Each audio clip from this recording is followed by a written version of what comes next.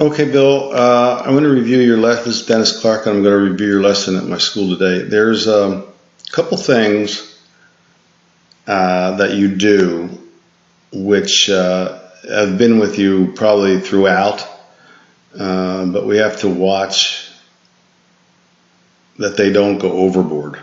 In other words, I'm not going to change your whole swing. It would be futile to do so.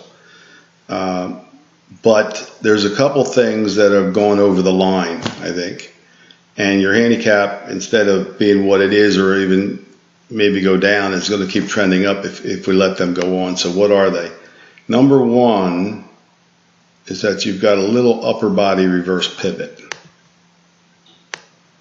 And number two is your arms get too flat. So when Rory gets up here, I could draw a line right down his shirt, and it would look like that. If I drew a line down your shirt, it would look more like that. Now what happens from there, if I draw a line down your head here, is what? What do you do from there?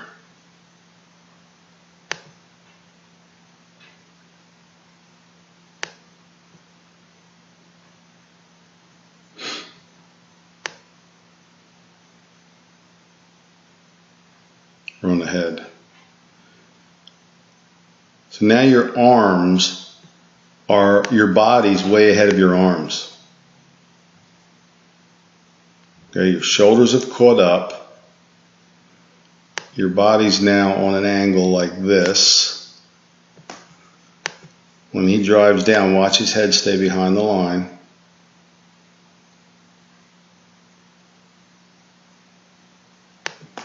And he keeps this angle of the upper body, and he keeps his head behind the ball. Now the arms swing past the body, and they can freely release.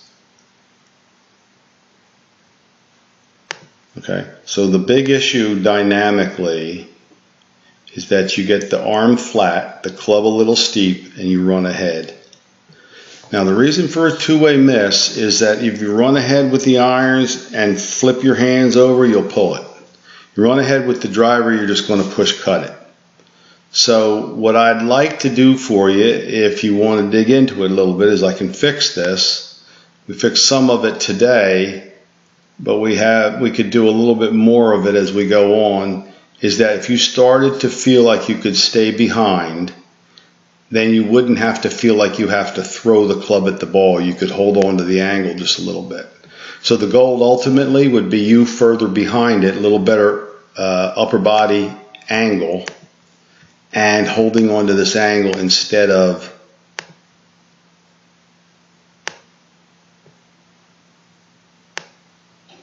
throwing the club. All right? So he gets behind it. Now the handle pulls down because the head stays behind, stays behind, stays behind, stays behind. Look, his shoulders are still closed. He's still got his upper body tilted. His head is still behind it. He's pulling this angle down. But because you run ahead of it this way, you have to throw it.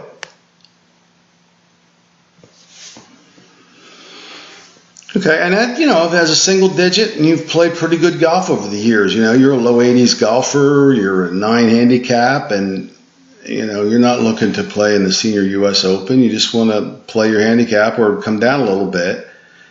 So we're not going to change the whole thing. We're just going to work on those two things, trying to get you to feel your head behind the ball a little bit and get you to feel like you don't have to throw the club ahead at it because you are staying behind it. Okay, so that's kind of my goal for you here, is to get those two things in a little better order.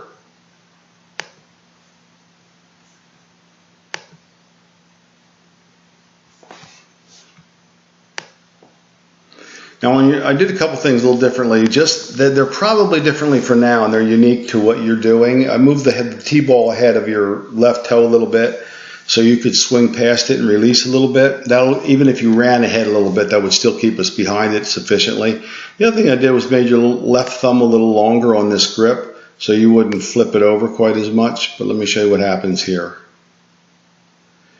Okay, we got the arm kind of low hands here, flat on the arm, flatter than the shoulder plane, right? But we got the club pretty steep. And then when you start down, there's that steep transition and you just open the club.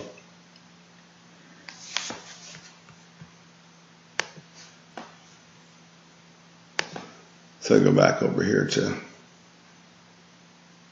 a model.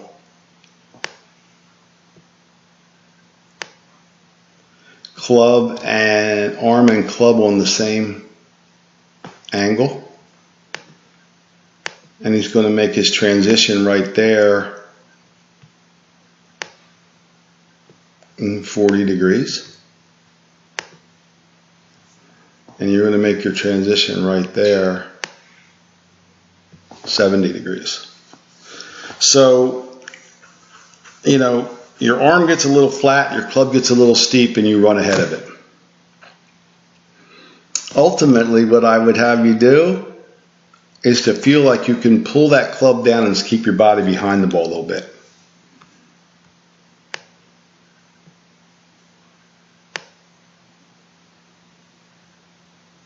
Because on that plane, we are going to get some fats, some toe hits, and some lefts. But when he comes down on this plane, boom, all you got to do is go through it. But, you know, he's pretty good at golf. So what I'm trying to do is those two things. The reason you have an early release, and the reason you flip your hands over sometimes, and the reason is because you run ahead of it with your body. The reason you get some toe hits with your irons, which is probably why you built your iron up a little bit, is because of the steepness that you hit with. Well, okay, go back to Garcia here for a minute. Watch.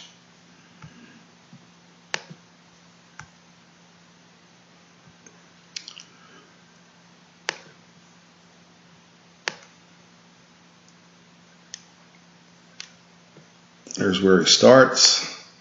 There's where he finishes. Here's where he starts. Well, look at the angle of the club. There's where he finishes.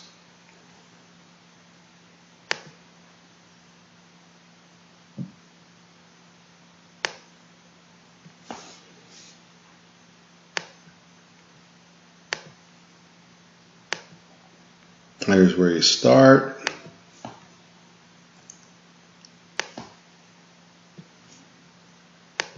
There's where you finish. There's where you start. See the lie angle change?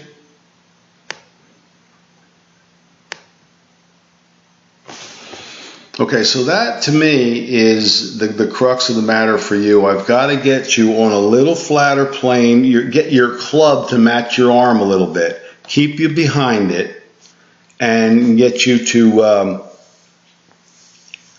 get your hands a little quieter as you turn through the ball. Like right here, there's no flipping action going on. It's just a turn through. So we'll get to the top. Ultimately, we get to where we want to be. We've got to get that left wrist flatter. Got to get this cup out of there. The only way the club can be steeper than the left arm, even if you play with this arm right here, I wouldn't mind it at all if the club was a little more like this. But the cup in your left wrist is making it really steep there. And you could pull it down a little flatter. I'd probably like to have it about there right now. Keep your upper body behind it. And then you'd be in a position to turn through. Right now you're going to get fat or toe hits. Toe hits are really a part of a steep transition like that. You know, you're typically looking at where you're going to hit with something like this.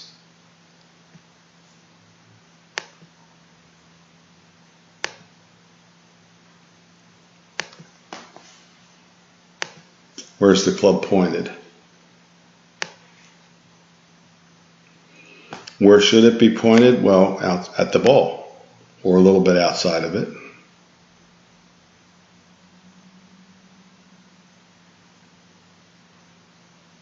Yeah. So that's kind of where you're at with it. I think the way we start out with it here is, and I don't want to, that's why I want to hear a report back from you. I got the ball forward, I got your thumb a little longer. I'm going to try to get you to pull the club down and turn through the ball. That should take care of the left miss with the irons and the push with the driver. You want to go into it a little further than that, I'd be happy to work with you, but I think, there's a limit on what we can do as far as tearing your whole swing apart. That's not what I'm about. I'm about better impact. And during the lesson today, you had great, solid impact. Okay, so we'll work on getting you behind it, getting your club a little more on plane with your arm, and I think you're going to be fine. All right, sir?